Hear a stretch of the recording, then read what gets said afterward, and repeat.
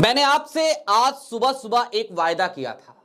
वायदा यह कि आपको वो किस्सा बताऊंगा जिस किस्से के बाद से, जिस घटना के बाद से राहुल गांधी की नजर से तेजस्वी यादव बहुत नीचे उतर गए थे।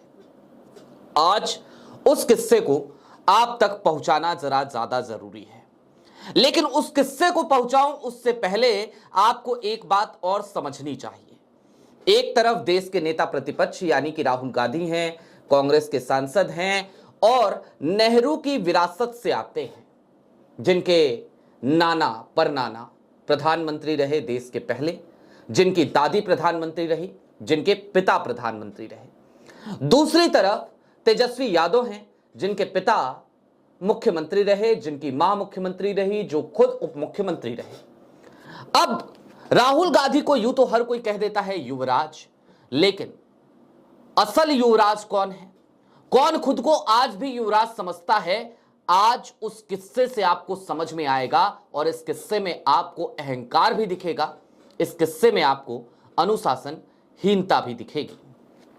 नमस्कार, मैं स्वप्निल और आप मुद्दा देख रहे हैं। दोस्तों, आगे बढ़े उससे पहले एक छोटी सी अपील है। मुद्दा इन दिनों एक विशेष आर्थिक संकट से जूझ रहा है। एक तरफ हमारे मेन बैंक अकाउंट फ्रीज चल रहे हैं, तो दूसरी तरफ हमारे 2.5 साल पुराने चैनल को हमसे छीना जा चुका है। ऐसे में आपसे गुजारिश है कि जब मुद्दा को डे टू डे ऑपरेशंस में काफी मुश्किलों का सामना करना पड़ रहा है, यदि आप चाहें, यदि आप सक्षम हो, तो छोटी छोटी मदद मुद्दा की जरूर कीजिएगा। इसके लिए आप स्क्रीन पर दिख रहे क्यूआर कोड या नीचे दिख रहे यूपीआई नंबर का इस्तेमाल कर सकते हैं। अब आगे बढ़ते हैं।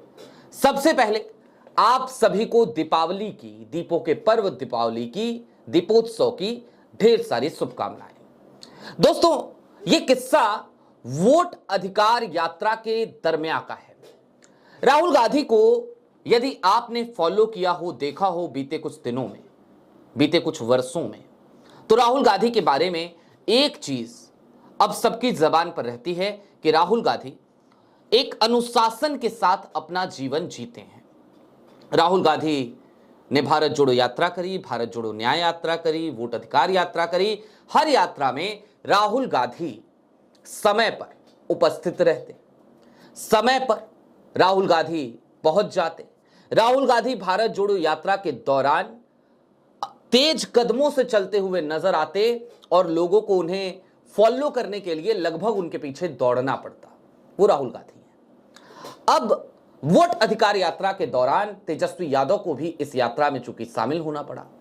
तेजस्वी यादव और राहुल गांधी ने जब इस वोट अधिकार यात्रा की शुरुआत करी, तो उसके दूसरे या तीसरे दिन की एक घटना है, और यह घटना दरअसल उसी दिन होकर के खत्म हो जाती तो शायद कोई बड़ी बात नहीं होती। उसके बाद से लगातार एक सिलसिला शुरू हो जाता है। राहुल गांधी सुबह 8 बजे तैयार हो जाते वोट अधिकार यात्रा पर निकलने के लिए, लेकिन तेजस्वी जी राहुल गांधी को इंतजार करवाते। ये इंतजार कभी आधे घंटे का होता, कभी पौने घंटे का होता, कभी कभी सवा घंटे का होता। और ये जो इंतजार था, ये इंतजार राहुल गांधी को बहुत खटकता था उस वक्त भी। और क्यों खटकता था? क्योंकि राहुल गांधी समय के पाबंद है। वो चाहते हैं कि भाई समय पे चीजें हों, समय पे चीजों की शुरुआत हो जाए।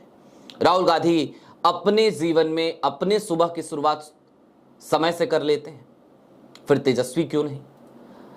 और यहीं पर राहुल गांधी को यह बात समझ में आ गई थी कि भैया ये तो बड़े युवराज हैं। अब आज की तारीख तक आ जाइए, तब से लेकर अब तक क्या क्या हो गया। राहुल गांधी अपने एक चहेते, मैंने इससे पहले वाली वीडियो में भी छोटा सा जिक्र किया था, एक बार फिर लेकिन उस पूरे चैप्टर को देखना ज्यादा जरूरी है। राहुल गांधी ने अपने एक चहेते नेता के लिए एक सीट मांगी। कौन सी सीट? कृष्णा अल्लावरू के माध्यम से। वो सीट कौन सी? वो सीट है सुल्तानगंज की, भागलपुर जिले की सुल्तानगंज विधानसभा। और किसके लिए मांगी? तो नाम है ललन कुमार यादव।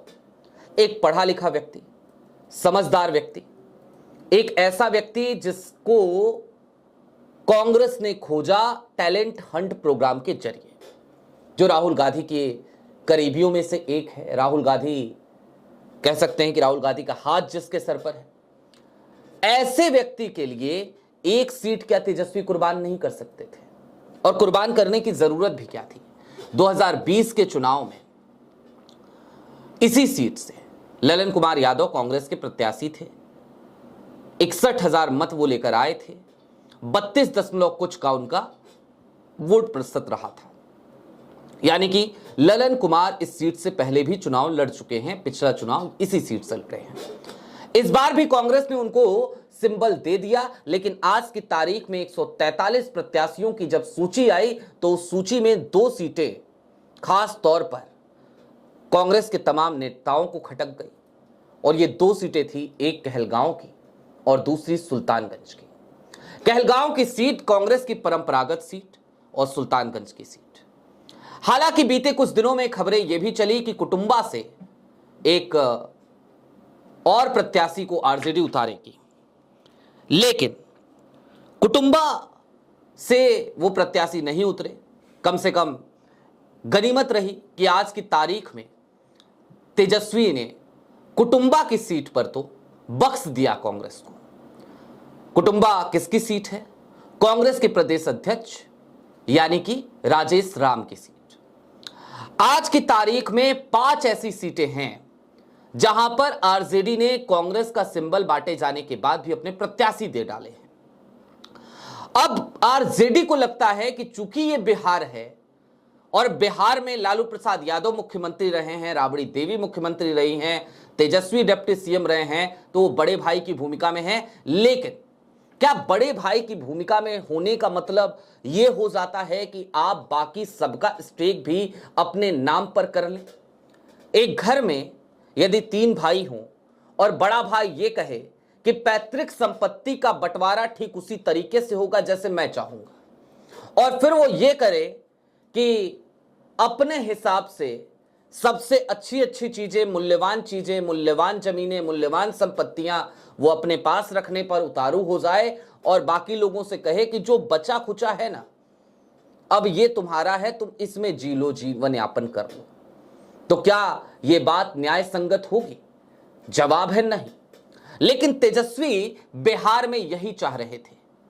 तेजस्वी यही चाहते थे कि बिहार में जिस तरीके से सीटों का बंटवारा हो, उन सीटों के बंटवारे में अगर किसी की चले तो वो तेजस्वी यादव की चले, किसी और की कुछ ना चले। करने की पुरजोर कोशिश भी की गई, लेकिन मामला वहां जाके अटका जहां पर राहुल गांधी के विश्वस्त यानी कि कृष्णा अल्लावरू और कृष्णा अल्लावरू के विश्वस्त यानी कि राजेश राम, ये दोनों अड़ गए। और साथ में इनको सपोर्ट मिल गया पप्पू यादव का भी। निर्दलीय सांसद जरूर हैं, लेकिन कांग्रेस में अपनी पार्टी का विलय कराया था। आइडियोलॉजी कांग्रेस वाली है। आरजेडी से पुराना खटपट वाला रिश्ता है, खट्टा मीठा रिश्ता है, और उस रिश्ते की वजह से आज की तारीख में पप्पू यादव की नजर में आरजेडी खटकती है, आरजेडी की नजर में पप्पू यादव खटकते हैं। 2024 का चुनाव तो आपको याद ही होगा। अब आज की तारीख की वस्तु स्थिति यह है कि राहुल गांधी को भी यह बात भली भांति तरीके से समझ में आ चली है कि भाई तेजस्वी जी के साथ जाकर के कुछ भला नहीं होने वाला। और अब कांग्रेस एक अलग मोड पे चली गई। अलग मोड क्या है जरा वो भी समझ लीजिए। कांग्रेस बिहार के विधानसभा चुनावों में कितनी सीटें जीतेगी ये अब कांग्रेस के लिए मायने नहीं रखता, लेकिन कांग्रेस अपनी सीटों पर अब फोकस करेगी। कांग्रेस ने अपने 60 उम्मीदवारों को सिंबल बांट दिए हैं। कांग्रेस के 60 उम्मीदवारों का आज नामांकन पूरा भी हो जाएगा, और इन सब के बाद अब कांग्रेस का पूरा ध्यान बिहार की हर सीट पर नहीं होगा। कांग्रेस का पूरा ध्यान सिर्फ इन 60 सीटों पर होगा। बहुत सारे लोग इन दिनों सोशल मीडिया पर एक और बात करने लगे हैं कि ये लोग उत्तर प्रदेश में भी यही करेंगे, तो अखिलेश जी जरा संभल जाइए। अखिलेश यादव और तेजस्वी यादव में क्या अंतर है आज, लेकिन आपको वो भी समझना चाहिए। अखिलेश यादव की जो समझ है, जो मैच्योरिटी है, वो लेवल अलग है। अखिलेश इनसिक्योर नेता नहीं है। अखिलेश असुरक्षित महसूस नहीं करते, और अखिलेश बड़ा दिल रखते हैं, बड़ा दिल दिखाते हैं। अखिलेश को यह बात अच्छे तरीके से समझ में आती है कि कांग्रेस कोई एनजीओ नहीं है, वो भी एक पॉलिटिकल पार्टी है, तो उसको भी एक सम्मानजनक स्टेक मिलना चाहिए। और अखिलेश को यह बात भी समझ में आती है कि अच्छा स्ट्राइक रेट तभी हो सकता है जब कांग्रेस को सही सीटें मिले। इसका ध्यान अखिलेश ने लोकसभा चुनाव के दरमियान भी रखा था। तो एक तरफ अखिलेश यादव हैं, दूसरी तरफ तेजस्वी हैं। तेजस्वी से अखिलेश की तुलना करना बेमानी है। और दूसरी बात, लोग कह रहे हैं कांग्रेस, भाई तेजस्वी यादव ने जेएमएम के साथ क्या किया, वीआईपी के साथ क्या किया, वाम दलों के साथ क्या किया, यह भी तो आपके सामने है ना।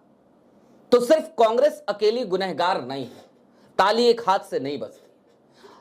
कांग्रेस की पुरजोर कोशिश, कांग्रेस के प्रभारी की पुरजोर कोशिश, कांग्रेस के प्रदेश अध्यक्ष की पुरजोर कोशिश महज इतनी रही इस पूरे चुनाव के दरमियान कि उन्हें क्वालिटी सीट्स मिले, उन्हें अच्छी सीट्स मिले और उनका स्ट्राइक रेट बेहतर हो और वो अच्छे प्रत्याशी दे सके उस सीट पर।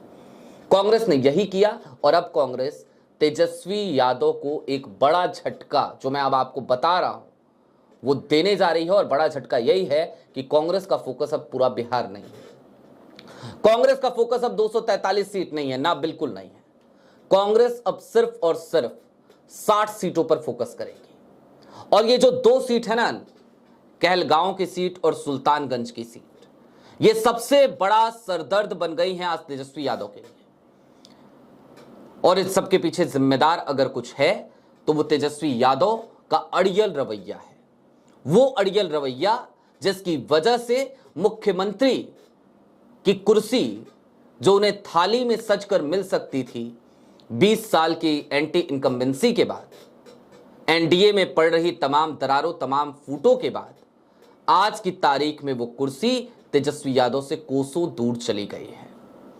बहरहाल ये राजनीति है और राजनीति में हर गुना गणित करके देखना पड़ता है।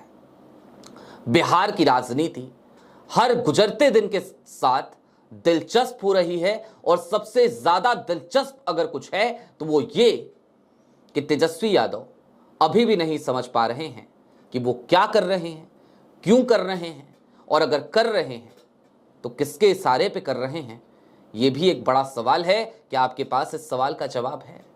अगर हो तो जरूर बताइएगा, अदरवाइज अगली वीडियो का इंतजार कीजिएगा। हम तेजस्वी यादव के इर्द गिर्द की उस चौकड़ी की भी बात करेंगे, जो चौकड़ी आज तेजस्वी को डुबाने पर उतारू है। और इस चौकड़ी के एक सदस्य का जिक्र तो यदा कदा इनके बड़े भाई यानी कि तेज प्रताप यादव भी ऑन कैमरा करते हैं, जयचंद कह देते हैं। हालांकि वो इशारों में बात करते हैं।